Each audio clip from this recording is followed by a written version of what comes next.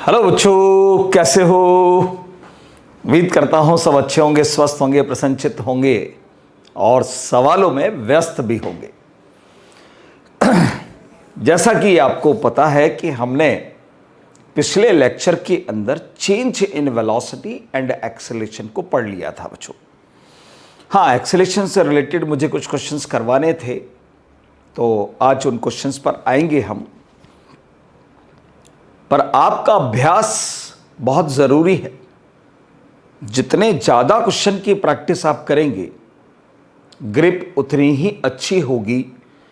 मैं हमेशा एक बात हमेशा बच्चों से कहता हूं कि बेटा, हमारा अच्छा पढ़ाना और आपका अच्छा पढ़ना दोनों जब मिलेंगे ना, तभी जाकर कोई रिजल्ट हमारे सामने आएगा।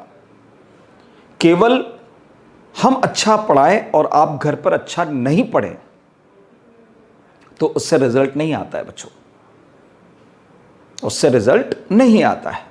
रिजल्ट अगर चाहिए आपको तो कसम खाइए कि 50 क्वेश्चन प्रतिदिन पर डे फिजिक्स में सॉल्व करने हैं, 50 क्वेश्चन केमिस्ट्री में सॉल्व करने हैं और 100 क्वेश्चन बायो के अंदर सॉल्व करने हैं। यानी 200 क्वेश्चन पर डे का टारगेट आपके सामने होना चाहिए, तो आप इस 2021 की लड़ाई जीत लोगे। पर अगर सिर्फ आप ऐसे वीडियोस देखते रहे तो इससे भला नहीं होने वाला है बच्चों। वीडियोस देखिए अपने कंसेप्ट को इंप्रूव करने के लिए, पर अभ्यास भी तो कीजिए। ठीक है, तो आपको अभ्यास करना बहुत जरूरी है। चलिए स्टार्ट करते हैं एक्सेलरेशन पर रिलेटेड कुछ प्रॉब्लम्स, फिर उसके बाद नेक्स्ट आर्टिकल पर आएंगे बच्चों अपन। ठीक है, मैंने आपको बताया बच्चों कि एक्सेलरेशन यूनिफॉर्म अगर है तो यूनिफॉर्म एक्सेलरेशन का मतलब ये होता है no change in magnitude and direction of acceleration. और जब भी यूनिफॉर्म एक्सेलरेशन होगा, इक्वेशन ऑफ मोशन लगाई जाएगी, यानी यूनिफॉर्म का मतलब कांस्टेंट एक्सेलरेशन होगा। और जब भी यूनिफॉर्म एक्सेलरेशन होगा तो पार्टिकल का पाथ स्ट्रेट लाइन या पैराबोलिक कोई भी हो सकता है। नॉन यूनिफॉर्म अगर है, यानी कि depends on another physical quantity है, वो टाइम का फंक्शन हो सकता है, वो डिस्प्लेसमेंट का फंक्शन हो सकता है, वो वेलोसिटी का फंक्शन हो सकता है, तो आपको सवाल करने का एक ही रास्ता दिखाई देगा, इंटीग्रेशन मेथड। एवरेज एक्सेलरेशन की बात करें तो total change in velocity upon total time. Instantaneous तो आपको डिस्प्लेसमेंट गिवन हो और एक्सेलरेशन तक जाना तो 2 बार डिफरेंशिएशन करना पड़ेगा।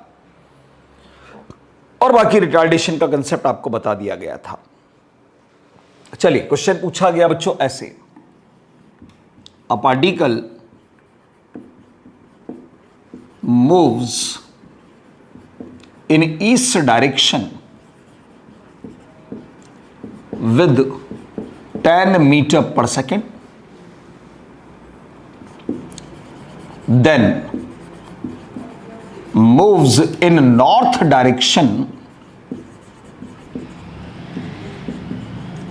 with same speed 10 meter per second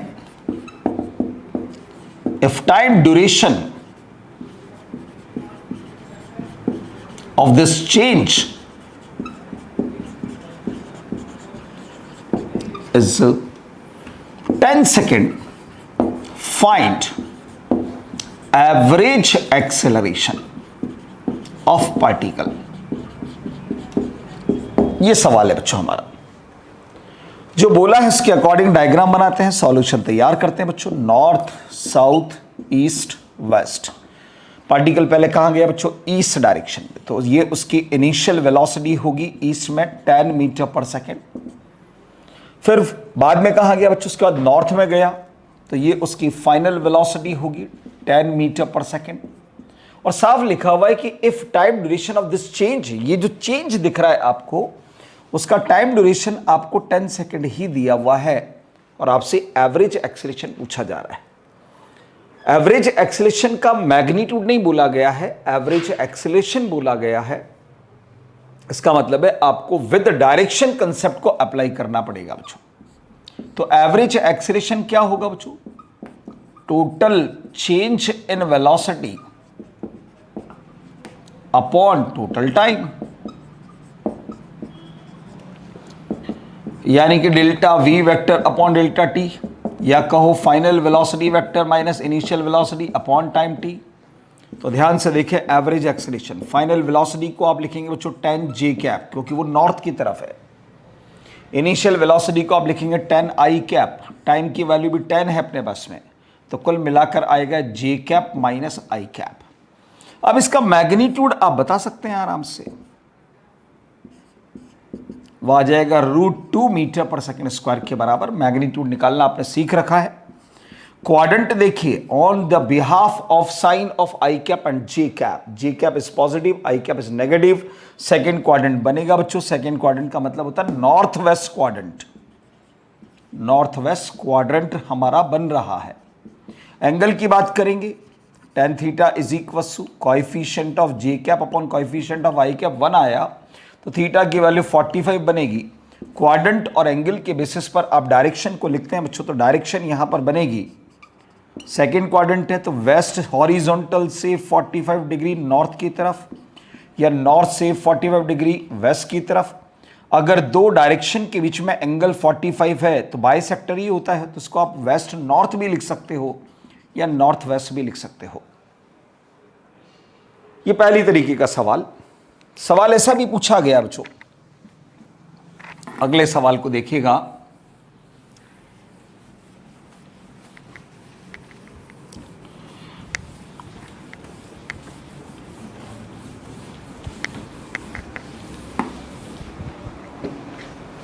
next question है बच्चों हमारा question number 2। A particle moves on circular path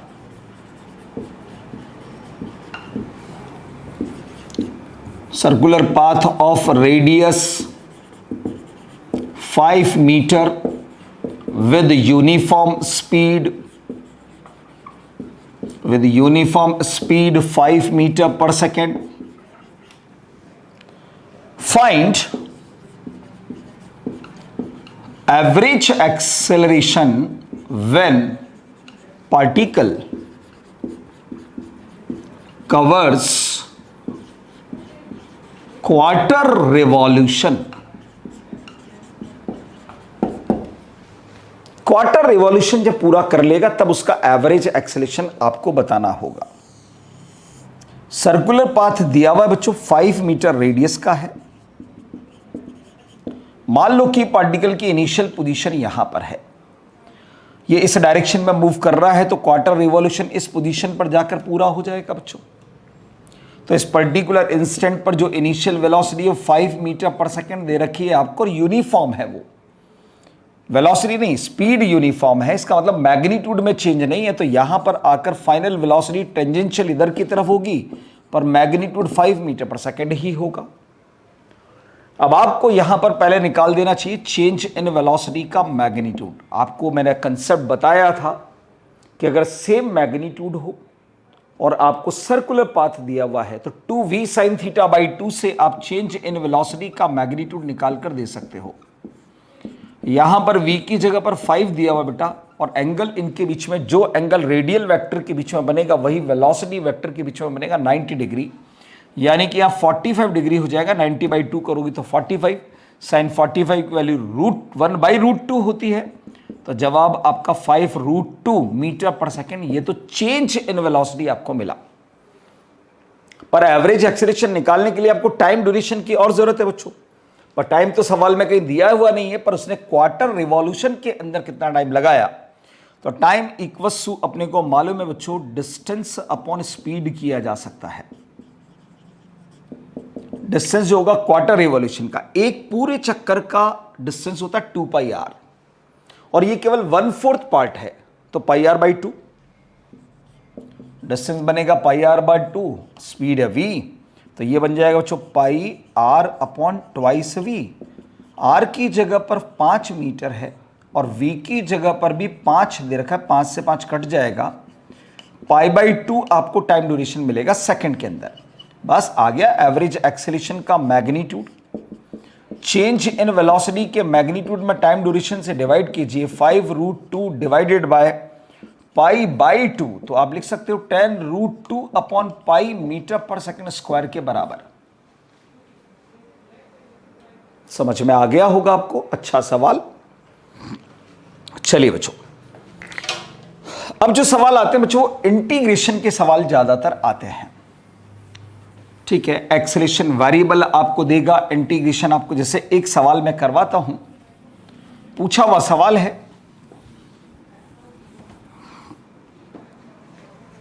ऐसा दिया, acceleration of moving particle is f equals to f naught into 1 minus small t upon capital T, where f naught and capital T are constant। ठीक है, आगे फिर बोला कि if at t equals to 0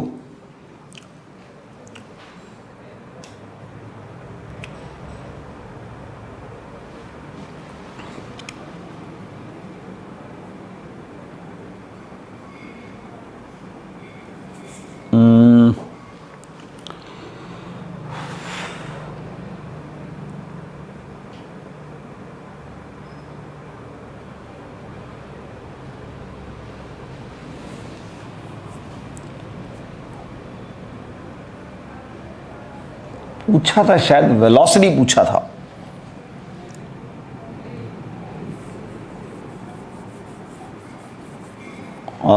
exactly question में final velocity पूछा था। Find final velocity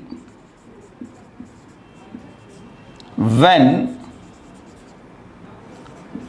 acceleration becomes 0 और if initial velocity is v। ऐसे आपको सवाल के अंदर दिया हुआ था बच्चों। अब इनिशियल वेलोसिटी तो v है, पर फाइनल वेलोसिटी आपको कर रहा है व्हेन एक्सेलरेशन बिकम्स 0। आपको तब वेलोसिटी v की जगह पर आप इसको v नॉट कर लो, ज्यादा नहीं यार। इनिशियल शायद particle is at start from rest लिखा हुआ था उसके अंदर, एग्जैक्टली शायद यही था जहां तक at t and at t equals to 0 velocity is 0। चलिए देखते हैं, जहां तक मुझे यही सवाल था। अब साफ साफ दिख रहा है बच्चों की एक्सेलरेशन जो है वो टाइम डिपेंडेंट है, यानी वेरिएबल है, और वेरिएबल है तो इंटीग्रेशन मेथड से ही वेलोसिटी पर जाया जा सकता है। और एक्सेलरेशन अगर टाइम के साथ रिलेटेड हो तो फिर एक्सेलरेशन को आप dv अपॉन dt लिख दीजिए यहां पर, और इस ब्रैकेट को एक्सटेंड कर दीजिए बच्चों, F not minus f naught by capital T into T. जब आप dt को इधर लाएंगे तो दोनों से मल्टीप्लाई हो जाएगा ये, तो f naught d t minus f naught by capital T T d T. ठीक है, अब आपसे बोल रहा है कि वेलोसिटी निकालिए जब एक्सेलरेशन 0 हुआ। तो वो एक्सेलरेशन कब 0 हुआ पहले ये तो देख लीजिए। F equals to f naught into 1 minus small t upon capital T. इस एक्सेलरेशन को 0 करो बेटा, तो आपको यहां से इसको जब आप उठाकर इधर लाओगे तो एफ नॉट से एफ नॉट करेगा, t equals to capital T, यानी इस टाइम पर आपको वेलोसिटी कैलकुलेट करनी होगी। तो लिमिट लगाएंगे बच्चों, इसको इंटीग्रेट कर देते हैं। चलिए, f naught d t minus f naught by t integration t d t, t equals to 0, t equals to 0, velocity 0, start from rest बोला, वेलोसिटी 0, और कैपिटल टी पर आपको निकाल कर देना v। तो dv का इंटीग्रेशन करोगे तो v आएगा बच्चों। और जब लोअर लिमिट 0 होती है तो अपर लिमिट ही केवल रखी जाती है, तो यहां तो केवल v आएगा। यहां मिलेगा t, 0 से capital T minus f naught by T, यहां आएगा टी स्क्वायर बाई 2, 0 से कैपिटल T, तो ये तो बन गया v, ये बन गया एफ नॉट टी, ये बनेगा F naught by T into T square by two, एक टी से टी को काट दीजिए, एफ नॉट टी में से f not T by two को सब्ट्रैक्ट करोगे तो v की value F not T by two. Yes, exactly यही क्वेश्चन था जो मैंने लिखा है, आंसर यही था उसका, इसलिए मुझे क्वेश्चन की लैंग्वेज याद आ गई है बच्चों कि हाँ यही एग्जैक्टली क्वेश्चन था। ठीक है, थोड़ा सा इतने सारे सवाल होते हैं यार बच्चों। चलिए, क्वेश्चन अच्छा था जो मैंने आपको करवा दिया। अब आते हैं बच्चों हम अगले आर्टिकल की तरफ। देखिए, मैं और भी क्वेश्चन करवाऊंगा आपको, जैसे मैंने वेक्टर के अंदर लास्ट की एक क्लास के अंदर जितने भी अच्छे सवाल थे वो सब लिए, ऐसे ही मैं अब जब लास्ट काइनेमेटिक्स की लास्ट क्लास होगी उसके बाद में आपकी एक क्लास लूंगा जो एनसीईआरटी बेस्ड होगी। ठीक है, काइनेमेटिक्स की एनसीईआरटी के अंदर जितनी भी प्रॉब्लम्स दे रखी होंगी वो सब मैं सॉल्व करवा दूंगा, साथ में कुछ और अच्छे सवाल जो मुझे याद है, ठीक है, उनको मैं करवाऊंगा बच्चों। तो नेक्स्ट आर्टिकल पर हम आते हैं और नेक्स्ट आर्टिकल नंबर 4 हमारा है बच्चों, आर्टिकल नंबर 4 वो है बच्चों equation of motion. Equation of motion, और चैप्टर के लास्ट में बच्चों हम इसकी लिस्टिंग भी करेंगे, कंसेप्ट लिस्टिंग भी करेंगे। ठीक है, चैप्टर के लास्ट में करेंगे, पर वो जब अपना चैप्टर खत्म हो जाएगा तब अपन कंसेप्ट की लिस्टिंग भी करेंगे, जिससे कि आपके शॉर्ट नोट भी बन जाएंगे। ठीक है, चलिए बच्चों, इक्वेशन ऑफ मोशन, हमें सबको मालूम है कि इक्वेशन ऑफ मोशन तभी एप्लीकेबल होती है जब एक्सेलरेशन कांस्टेंट होता है, यूनिफॉर्म होता है। तो हम यहां लिख सकते हैं कि equation of motion are applicable when acceleration is constant और यूनिफॉर्म। कांस्टेंट हो या यूनिफॉर्म हो तभी लगती है इक्वेशन ऑफ मोशन। अब आप सबको पता है कि इक्वेशन ऑफ मोशन जो होती है बच्चों, 3 तो अपने पास में स्टैंडर्ड इक्वेशंस होती हैं। पहली equation v equals u plus A T के नाम से जानी जाती है। Second equation s equals U T plus half a t square के नाम से जानी जाती है। और third equation v square equals you square plus twice A S. ये 3 जो है बच्चों, ये हमारी स्टैंडर्ड इक्वेशंस कहलाती हैं। बाकी इन 3 को बेस बनाकर 3 डिराइव्ड इक्वेशन और बनाई गई बच्चों, यानी इन्हीं से वो उनको डिराइव किया गया, इसलिए उनका नाम डिराइव्ड इक्वेशन लिखा गया। एक एस एनथ की इक्वेशन होती है u plus a by two into two n minus one. एक होती है बच्चों s equals u plus v by two into t, और एक होती है अपने पास में s equals v t minus half a t square के बराबर। ये 3 इक्वेशन डिराइव्ड इक्वेशन के नाम से जानी जाती है बच्चों, डिराइव्ड इक्वेशन। ठीक है, डिराइव्ड इक्वेशन के नाम से जानी जाएंगी।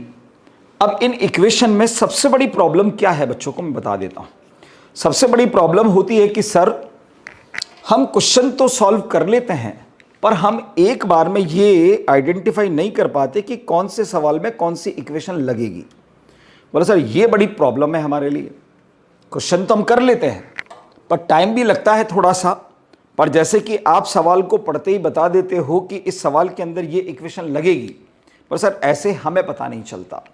सुनिए ध्यान से, बड़ा आसान काम है बच्चों, ये बड़ा ही आसान काम है, समझने की बात है। सबसे पहले मैं इस इक्वेशन की बात कर लेता हूं आपसे। ये एक ऐसी इक्वेशन है बच्चों जो केवल और केवल nth सेकंड पर ही एप्लीकेबल होती है, nth सेकंड के लिए ही एप्लीकेबल होती है। पर दिमाग में होना चाहिए कि व्हाट इज nth सेकंड, तो आपको nth सेकंड की डेफिनेशन पता होनी चाहिए। Last 1 second of n second is called nth second.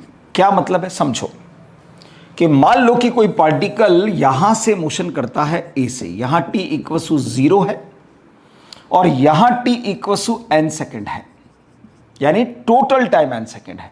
अब ये n की वैल्यू कुछ भी हो सकती है, तो जो आखिरी का 1 सेकंड है ना बच्चों, यहां वाला लास्ट 1 सेकंड, जैसे मैंने कहा मान लो ए से लेकर बी तक यहां तक 10 सेकंड का टाइम लगा, तो 9 सेकंड जहां जस्ट कंप्लीट हुए वो पॉइंट ये वाला होगा, और 10 सेकंड जहां कंप्लीट हुए वो ये वाला पॉइंट होगा।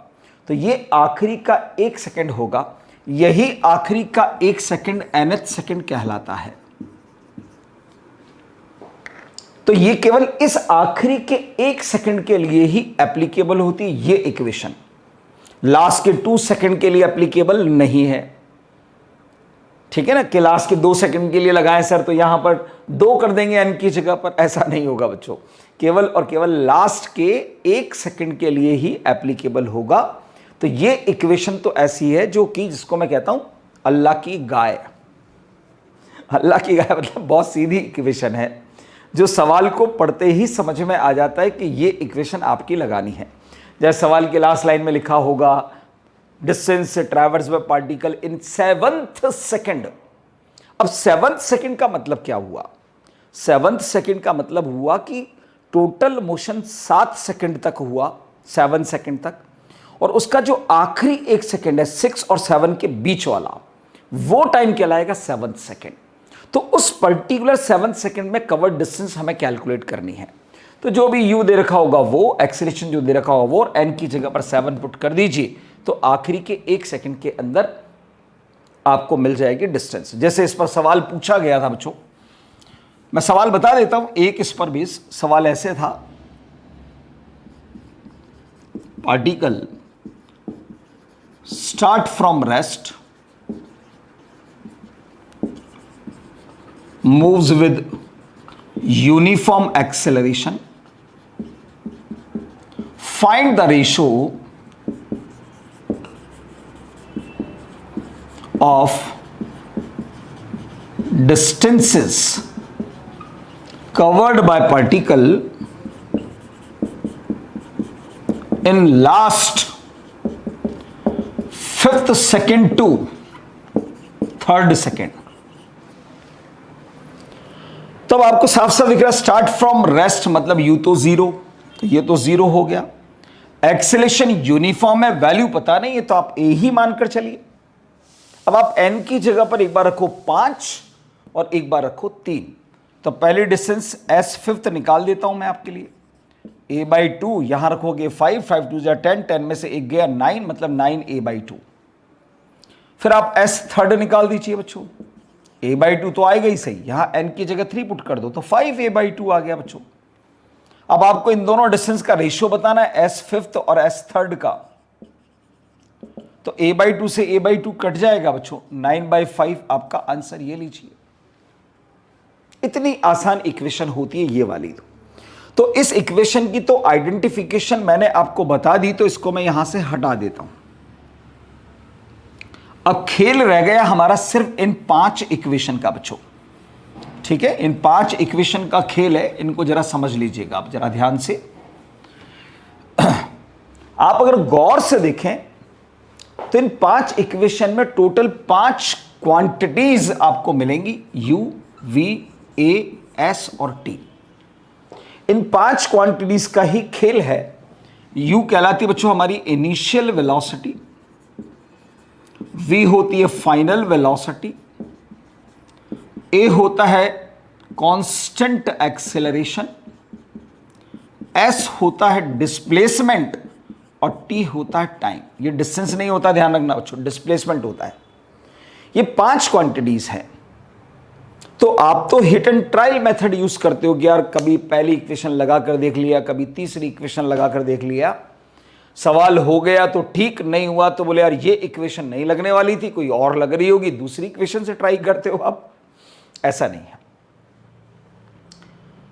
सवाल के अंदर आप सवाल पढ़ते पढ़ते लिखते ही हो ना क्या क्या दिया हुआ है, u बराबर इतना, a बराबर इतना, t बराबर इतना, v मुझे कैलकुलेट करना या s मुझे कैलकुलेट करना है। तो जब आप ऐसे लिखते ही हो बच्चों, तो आपको सिर्फ इतना सा देखना है कि इन 5 में से लिखा होगा आपने, तो 5 में से 4 मैदान में होनी चाहिए, 1 गायब होनी चाहिए। जो भी गायब हो वही इक्वेशन की आइडेंटिफिकेशन बनेगी। जैसे पहली इक्वेशन में अगर देखो तो s गायब है, बाकी सब में s अवेलेबल है, चेक कर लीजिए आप। तो जहां कहीं भी s एब्सेंट हो वहां पर फर्स्ट इक्वेशन ऑफ मोशन लगेगी। जहां पर v गायब हो वहां पर सेकंड इक्वेशन ऑफ मोशन लगेगी। जहां t गायब हो वहां पर थर्ड इक्वेशन ऑफ मोशन लगेगी। जहां पर a गायब हो वहां पर फिफ्थ नंबर की इक्वेशन लगेगी। और जहां u गायब हो वहां पर सिक्स्थ नंबर वाली इक्वेशन लगेगी। कितना आसान काम है यार। 5 क्वांटिटीज का खेल है। हर इक्वेशन में 4 ही क्वांटिटी अवेलेबल है यार। कोई सी भी चेक कर लीजिए आप। देखो VUAT 4, SUTA 4, VUAS 4, SUVT 4, SVTA 4। 4 ही क्वांटिटीज हैं, 5वीं तो है ही नहीं है। तो 4 में से 3 सवाल में होगी, एक क्वांटिटी आपसे पूछी जाएगी, तो एक तो गायब होगी सही ना यार। जो गायब होगी वही इक्वेशन की आइडेंटिफिकेशन है, खत्म।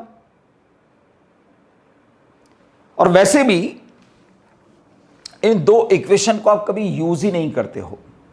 मैं तो यूज करना सिखाऊंगा आपको, पर इन 2 को आप कभी नहीं लगाते हो।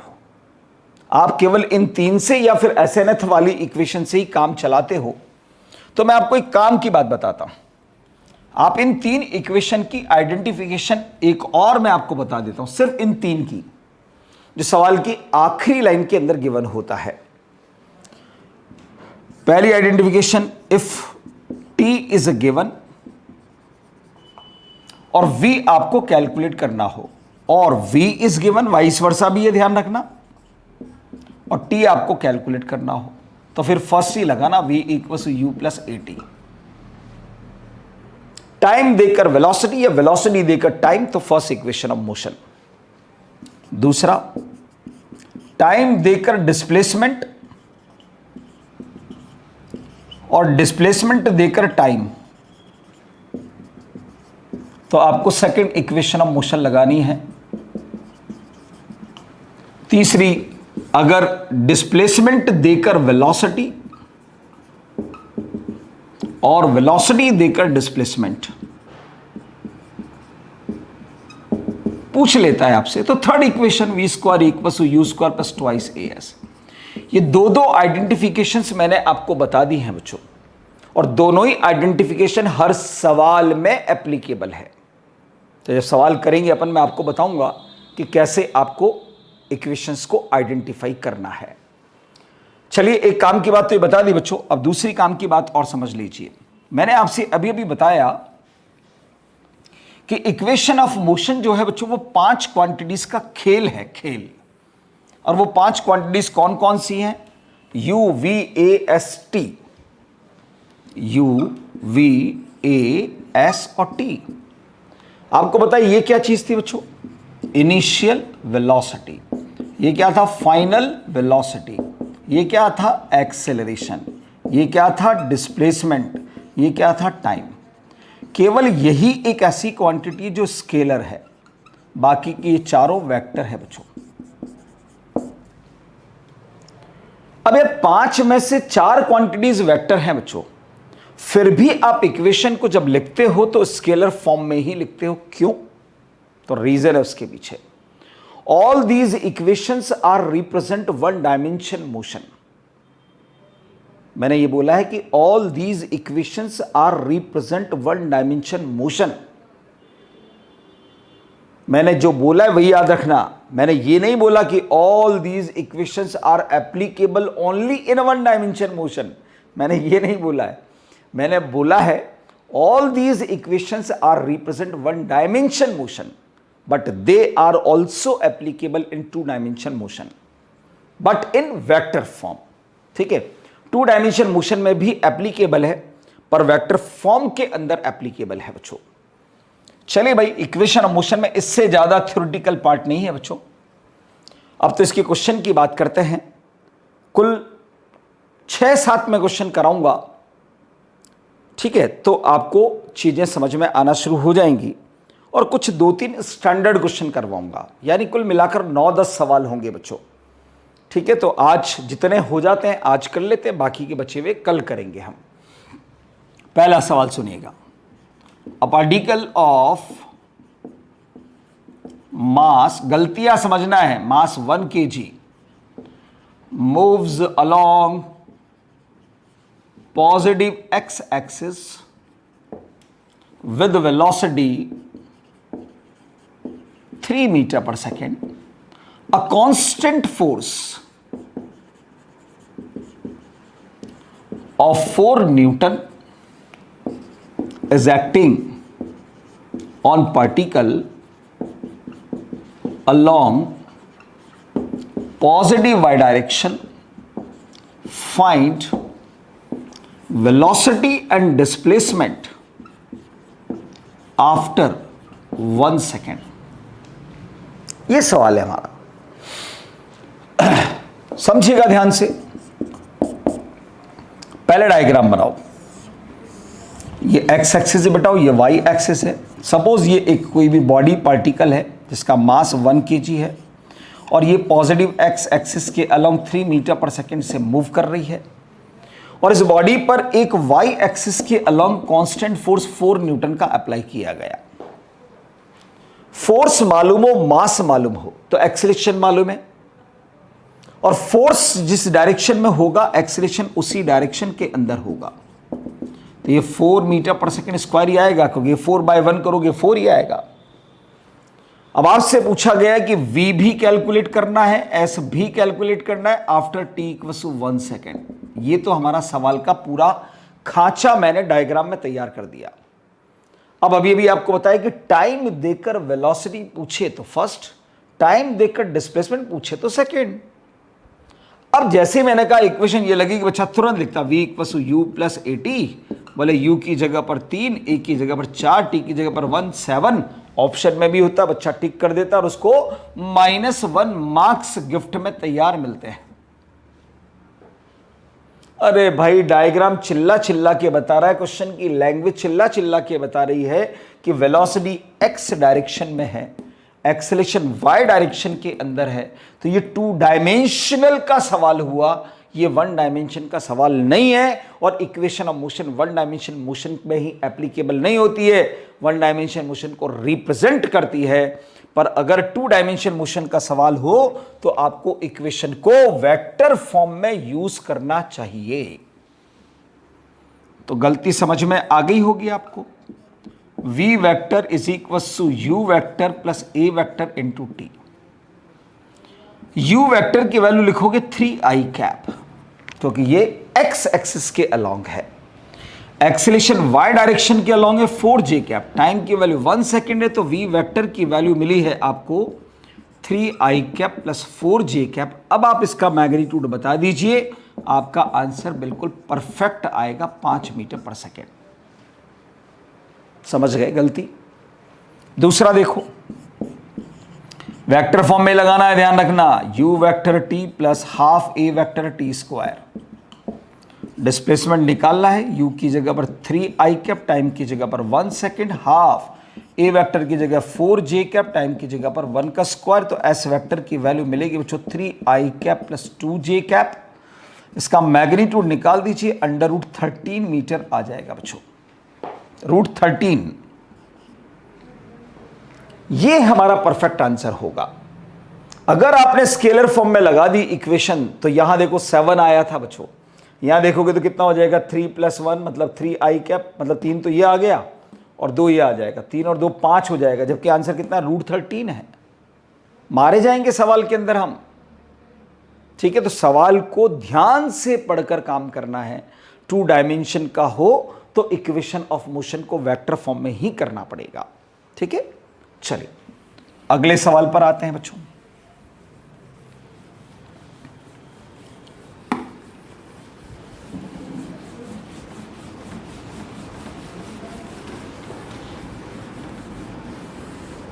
हाँ जी, next question.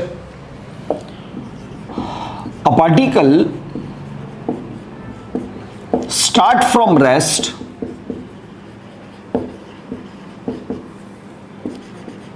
moves with constant acceleration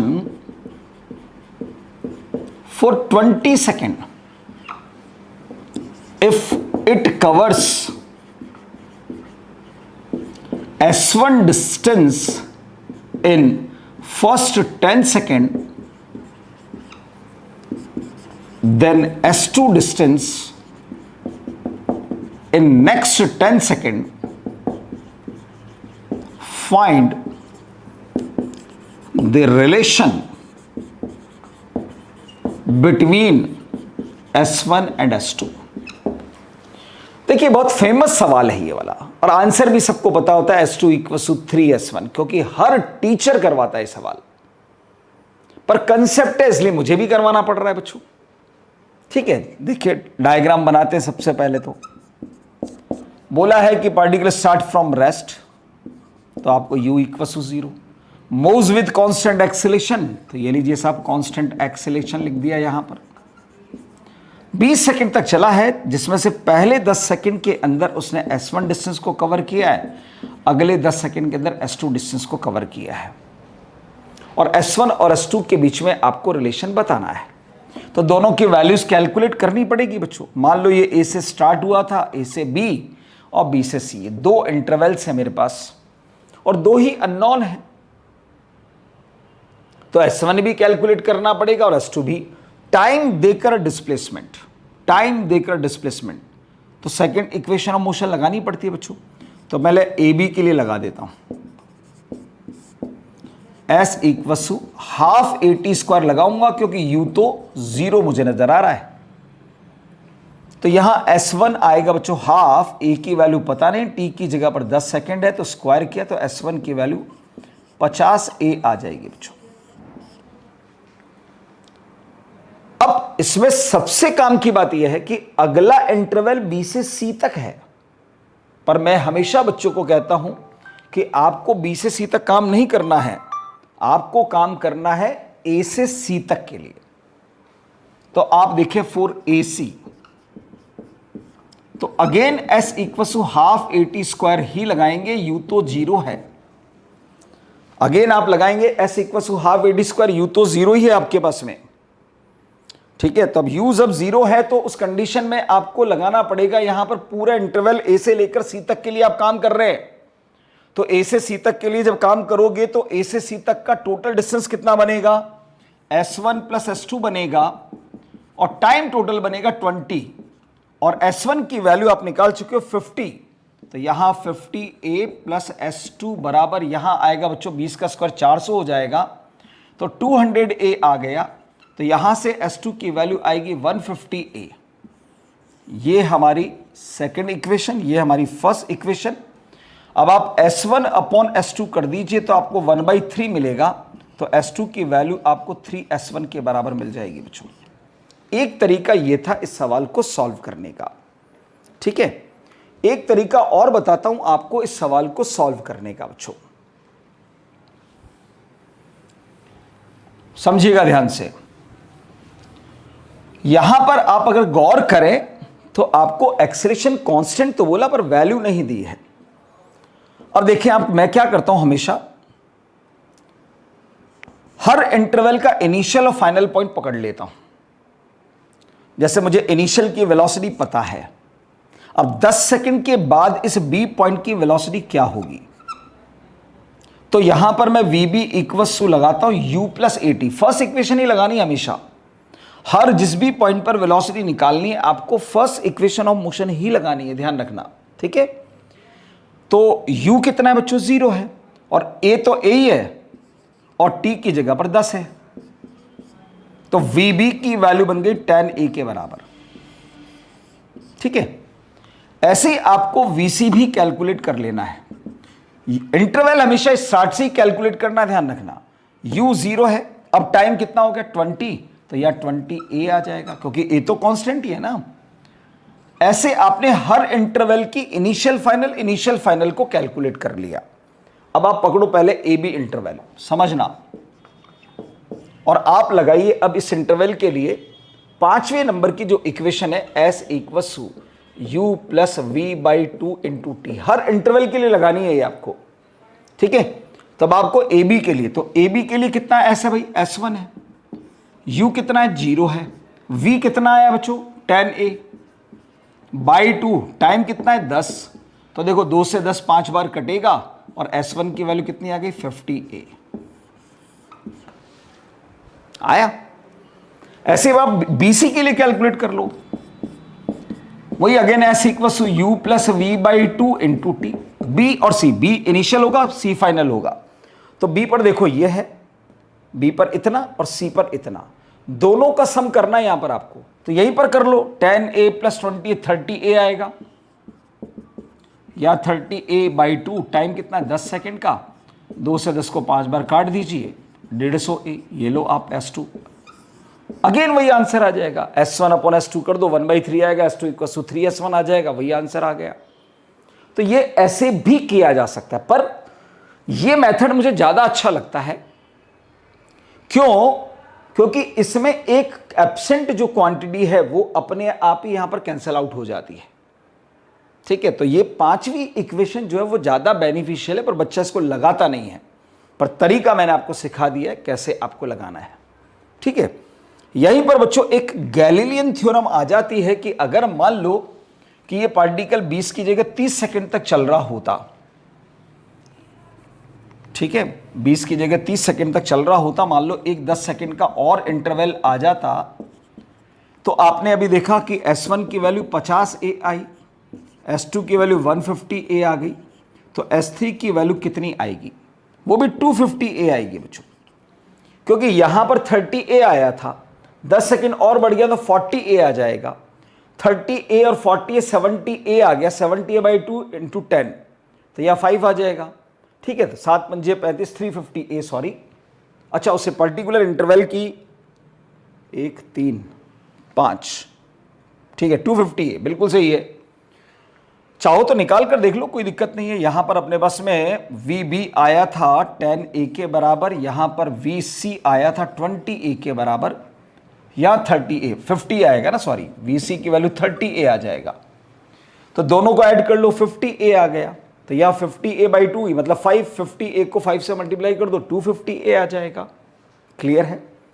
अब अगर मैं इन तीनों का रेशो निकालता हूं बच्चों, तो ध्यान से देखो, ये 50A है, ये 150A है, ये 250A है, 50A कॉमन ले लो तो 1:3:5 आ जाता है। पर ये रेशो कब काम करेगा वो नोट लगाकर मैं बात को सिखा देता हूं आपको। ये तभी काम करेगा जब ये सारी कंडीशंस मिलेंगी। तो नोट लगाकर लिख देता हूं, if particle start from rest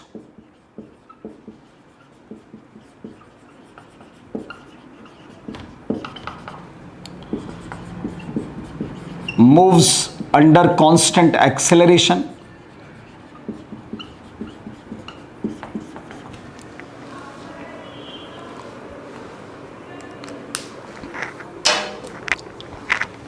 then the ratio of distances covered by particle in equal intervals of time is 1:3:5:7:9:11:dash. ये तीन जो मैंने अंडरलाइन मारी है ना बच्चों, ये तीनों कंडीशंस आपको जहां मिल जाए वहां पर इस रेशो को आप डायरेक्ट लगा सकते हो। पर इस रेशो को लगाने का तरीका भी पता होना चाहिए। कंडीशन तो आपने ढूंढ ली, पर कैसे लगानी है तरीका अब आपको बता देता हूं। इस रेशो को लगाने के लिए आपके पास पहली डिस्टेंस का होना बहुत जरूरी है। जैसे 10 सेकंड के अंदर S1, अगले 10 सेकंड के अंदर S2, अगले 10 सेकंड के अंदर S3। तो आपको पहले ये डिस्टेंस तो कैलकुलेट करनी ही पड़ेगी, फिर आगे की कैलकुलेट करने की जरूरत नहीं है। S equal to half AT² लगाया, S1 equal to half, A की जगह पर यहाँ T की जगह 10, 50A आ गया। अब ये 50A है तो इसका 3 गुना ये होगा, 150A होगा। फिर इसका 5 गुना ये होगा, 250A होगा। फिर अगला भी अगर कोई होगा तो उसका 7 गुना होगा, 350A होगा। फिर उसका भी अगर अगला हो तो 9 टाइम्स होगा। फर्स्ट डिस्टेंस का ही ये 3 गुना, ये 5 गुना, ये 7 गुना, ये 9 गुना, फिर 11 गुना, फिर 13 गुना, ऐसे आपको करना होता है। तो पहले डिस्टेंस को कैलकुलेट करना जरूरी होता है इस रेशो को लगाने के लिए। चलिए साहब, यह भी एक कंसेप्चुअल प्रॉब्लम थी। अब बच्चों अगली क्लास के अंदर मैं आपको कुछ और क्वेश्चंस करवाऊंगा और साथ में करवाऊंगा कुछ स्टैंडर्ड क्वेश्चंस, ठीक है। तब तक आपको अब सवाल की प्रैक्टिस तो करनी है बच्चों, वो आपको ही करनी पड़ेगी, क्योंकि मैं ज़्यादा कितने सवाल करवा लूँगा, 8, 10, 15, 20, ठीक है। पर वहाँ कौन सा सवाल आ जाए ज़रूरी नहीं है, मेरे कराए हुए सवाल में से भी आ सकता है, और हो सकता है आप जिसकी सवाल की प्रैक्टिस करें उसमें से भी आ सकता है, या ऐसा भी हो सकता है कि आपने भी लगाए मैंने भी करवाए पर उनमें से कुछ नहीं आया, कोई नया सवाल आ गया, पर कंसेप्ट हमें पता है तो हम नए सवाल को भी कर सकते हैं, ठीक है। तो अभ्यास बहुत जरूरी है। तब तक आप पढ़ते रहिए, मुस्कुराते रहिए। Thank you so much. अगली क्लास में फिर मिलेंगे। बाय बेटा।